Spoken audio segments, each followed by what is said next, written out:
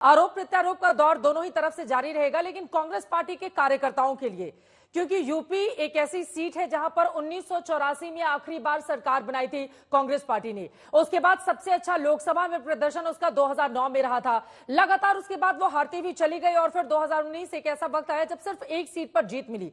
क्या आपको लग रहा है कि प्रियंका गांधी वाड्रा और राहुल गांधी के चुनावी मैदान में उतरने से कम कांग्रेस के कार्यकर्ताओं में एक अलग तरह का उत्साह उत्तर प्रदेश में आएगा? हाँ जी चित्रा, देखिए, जो चुनाव के मैदान में कोई व्यक्ति जाता है वो जीत की नजर से जाता है, जीत की नीयत से जाता है, हारने के लिए नहीं जाता। और खासतौर से राहुल गांधी, प्रियंका गांधी, तो एक वो पार्टी की पूरी प्रतिष्ठा, उनके परिवार का, उनके अपने खुद की प्रतिष्ठा। मुझे लगता है वो अपना राजनीतिक आकलन अपने विवेक से करेंगे कि क्या राहुल गांधी अमेठी से जीत सकते हैं, क्या प्रियंका गांधी रायबरेली से जीत सकते हैं, और उसका राजनीतिक लाभ क्या होगा।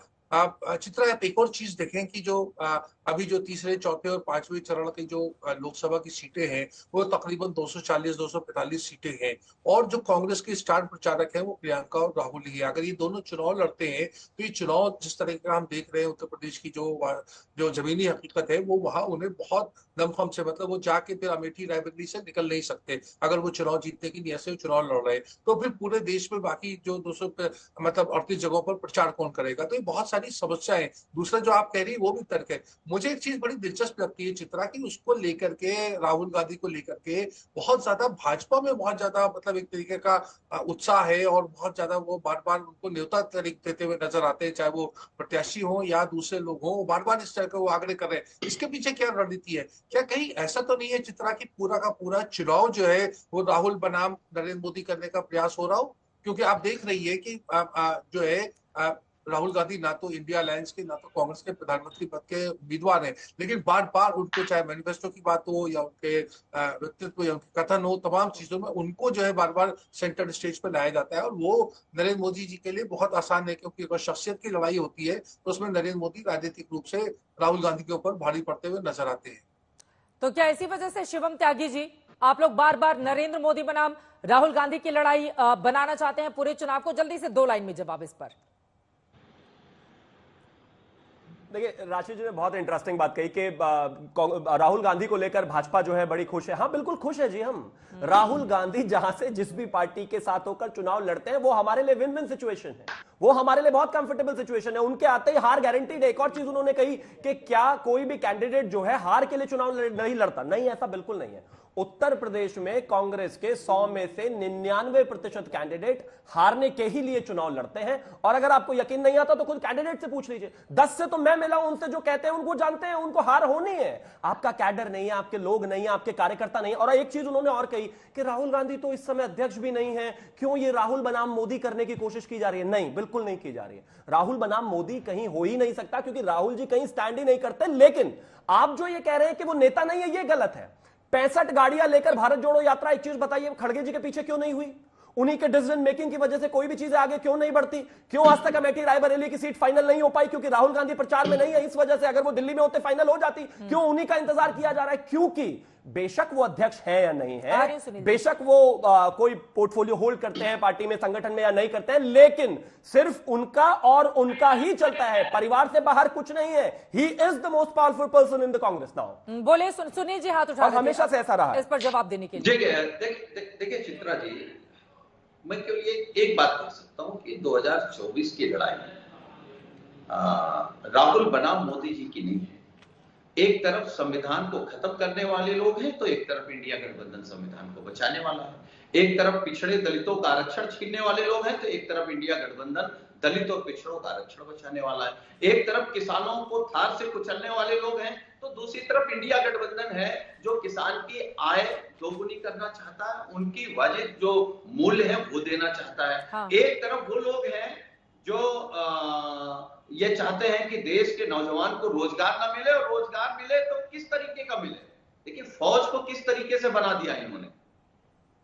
तो एक तरफ इंडिया गठबंधन है जो देश को, समाज को, गरीब को, सारे तबकों को लेकर के चलना चाहता है। एक तरफ है मोदी जी और उनकी टीम, शिवम जी, चंद उद्योग, मैं बाद में अब आपके पास आऊंगी। दो और लोग हैं, उनकी टिप्पणी नहीं हो पाई है, जल्दी जल्दी उनकी टिप्पणी ले लेती हूँ। वरुण पुरोहित जी, अनिल दुबे जी, मैं आ रही हूँ शिवम जी, उसके बाद मैं फौरन आपके ही पास आऊंगी।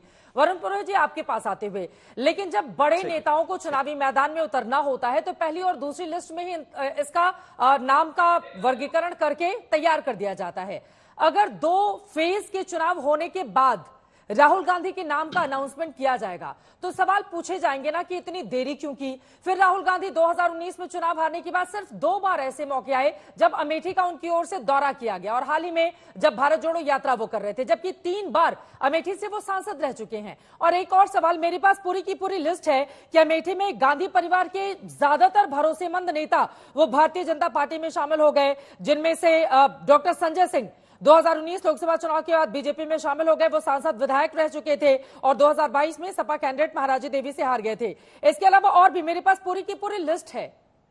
कैसे आप जनता को समझाएंगे कि राहुल गांधी अगर आ रहे हैं तो क्यों आ रहे हैं अमेठी से चुनाव लड़ने के लिए? ये सवाल तो है ना वरुण जी। चित्रा जी, अटल जी भी चुनाव हारे, फिर बाद में प्रधानमंत्री बन गए। इंदिरा जी आ रही, फिर दोबारा प्रधानमंत्री बन गई। ये क्राइटेरिया नहीं, पिछली बार हारे तो अब के नहीं बनेंगे। अभी जो स्थिति हो गई, party with the difference BJP खत्म हो गई, मोदी जी भी नेता विद द डिफरेंस खत्म हो गए। क्योंकि जिस हिसाब से अभी चुनाव वोटिंग नीचे होती जा रही है, लो वोटिंग होती जा रही है, तो उसका जो जनता उदासीन हो गई वो इसीलिए हो गई। अगर क्रेज होता मोदी जी का तो बढ़ चढ़ के वोट देते, वो दे नहीं पा रहे, तो इसलिए जनता हो गई उदासीन। वो क्यों हो गई कि मोदी जी फर्स्ट फेज के बाद ये मंगलसूत्र, कभी गाय गौ कशी, अभी योगी जी गौ कशी पे आ गए, इस पे आ गए, तो जनता क्या हो गई बोर। क्योंकि पार्टी विद द डिफरेंस, मैंने फिर उसको बोल रहा हूँ, नेता विद द डिफरेंस खत्म हो गए। जनता के दिमाग में आ गया सब नेता एक से ही है, सारी पार्टियां एक से ही। जहां तक आप प्रियंका गांधी राहुल गांधी की बात कर रहे हो, अब के अगर प्रियंका गांधी, मैं तो 20 साल से कह रहा हूँ लड़ जाना चाहिए था अब तक, तो फिर देश की कांग्रेस की बर्बादी नहीं होती। फिर भी अगर प्रियंका गांधी राहुल गांधी अब इस समय लड़ते हैं तो ऐसी जबरदस्त पोजीशन है कि ये बीजेपी कितना भी प्रयास कर लेगी उनको हरा नहीं पाएगी। जनता की मन की फीलिंग है आज की तारीख में। तो वो अब डिक्लेयर क्यों नहीं किया इतनी देर तक? तो ये स्ट्रेटजी होगी उनकी, वैसे कर देना चाहिए था, लेकिन अभी तक भी नहीं कर रहे। तो कोई ना कोई प्लानिंग स्ट्रेटजी हर पार्टी की होती है। क्यों?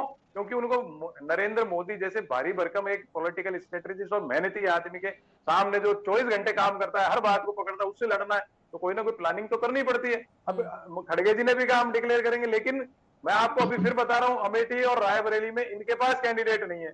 इन्हें अभी भी क्या है, अदिति सिंह वो भी कांग्रेसी, वरुण गांधी वो भी कांग्रेसी, परिवार से परिवार को भिड़ा रहे हैं, जैसे अजीत पवार के यहाँ भिड़ा रहे हैं, शरद पवार के यहाँ भिड़ा रहे हैं। इनके पास ये कांग्रेस के कैडर की बात करें, कांग्रेस का कैडर जरूर उत्तर प्रदेश में खत्म सा ही हो गया है, लेकिन बीजेपी का भी कैडर को टिकट कहां दे रहे हैं? कैडर को तो ये भी नहीं दे रहे। तो वर्कर पॉलिटिक्स जो होती थी, बुनियादी व्यवस्था देश में आने के बाद कार्यकर्ताओं तो किसी पार्टी में पूछ ही नहीं रही। ये सवाल तो बड़ा है, शिवम त्यागी इसका जवाब देंगे, लेकिन अनिल दुबे जी सीधे आपके पास आते हुए, क्यों उत्साहित हैं राहुल गांधी अगर लड़ते हैं अमेठी से चुनाव? तो वो बता रहे हैं कि कांग्रेस की अपनी स्ट्रैटेजी है, उसके हिसाब से वो मात देने की तैयारी कर रही है। वैसे भी 20 मई को चुनाव होना है अमेठी और रायबरेली में, खेल बिगड़ जाएगा एनडीए का। अनिल दुबे जी, बड़े नेताओं के चुनावी मैदान में उतरने के बाद देखिए चित्रा जी, इंडिया गठबंधन में लगातार कंफ्यूजन रहा, लगातार इनकी सीटों पर 3 बार 4 बार इन्होंने प्रत्याशी बदले, और ये तो इनकी रायबरेली और अमेठी इनकी कांग्रेस की परंपरागत सीट रही है। और इस परंपरागत सीट पर भी कांग्रेस ये नहीं बता पा रही है अभी तक कि कौन चुनाव लड़ेगा। और 2019 में चुनाव हारने के बाद या रायबरेली में सोनिया जी के जीतने के बाद इन दोनों क्षेत्रों को कांग्रेस ने बिल्कुल अनाथ क्यों छोड़ दिया? वहां पर आना जाना क्यों छोड़ दिया? संघर्ष, आप मेवा तो खाना चाहते हो लेकिन सेवा नहीं करना चाहते हो। वहां की जनता ये जानना चाहती है कि कांग्रेस का उम्मीदवार हमारे यहाँ अब कौन आएगा। और जब वहां पे उनको संघर्ष की जरूरत थी, उनके लिए समस्याओं से उनके लड़ने की जरूरत थी, तो कांग्रेस कहां खड़ी थी? तो ये वहां की जनता ये जानना चाहती है कि कांग्रेस एक तो उम्मीदवार नहीं बता पा रही है, दूसरे हमारे दुख तकलीफ में आप कभी खड़े होने नहीं आ पा रहे हो, लेकिन आप ये कहते हो कि आप यहाँ की जनता आपके साथ खड़ी रहे। तो वहां की जनता क्यों खड़ी रहेगी? देखिए, एनडीए की सरकार लगातार काम कर रही है, उत्तर प्रदेश में सुशासन पर काम हो रहा है, उत्तर प्रदेश में या देश में यहाँ की जनता की जो है सेवा करने में लोग लगे हुए हैं। जो भी संकट आया उसमें सब लोग लगे रहे। हम लोग तो इंडिया गठबंधन में रहे, इंडिया गठबंधन में संघर्ष की बात ही नहीं थी। संघर्ष आप करना नहीं चाहते हो, केवल बात आप किसानों की करोगे, बात आप मजदूरों की करोगे, बात नौजवानों की करोगे, लेकिन भाषण से तो नहीं होगा। सड़क पर आप संघर्ष नहीं करना चाहते हो, तो अब पूरे समय आप उम्मीदवार नहीं तय कर पा रहे हो, आपके मुद्दे तय नहीं है, आप में आपस में सामंजस्य नहीं है, तो तो आप किस मुंह से आप जनता के बीच में जाओगे, क्या बताओगे, आपने किया क्या है?